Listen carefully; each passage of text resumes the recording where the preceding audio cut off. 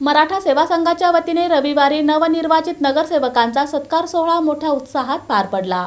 सोलापूर मराठा सेवा संघाच्या वतीने रविवार दिनांक 25 जानेवारी रोजी नवनिर्वाचित नगरसेवकांचा सत्कार सोहळा आयोजित करण्यात आला। यावेळी नूतन नगरसेवकांनी सोलापूर शहरात राष्ट्रमाता राजमाता जिजाऊ यांचा भव्य पुतळा उभारणे तसेच जिजाऊ सृष्टी साकारण्यासाठी महापालिकेत ठोस प्रयत्न करण्याचे आश्वासन दिले। छत्रपती शिवाजी महाराज व राजमाता जिजाऊ यांच्या प्रेरणेतून सार्वजनिक जीवनात प्रवेश केल्याचे सांगत समाज बांधवांच्या पाठिंब्यामुळेच यश मिळाल्याची भावना नगरसेवकांनी व्यक्त केली। समाजाच्या विश्वासाला पात्र ठरत सभागृहात समाजहिताचे प्रश्न मांडणार असल्याचे त्यांनी स्पष्ट केले।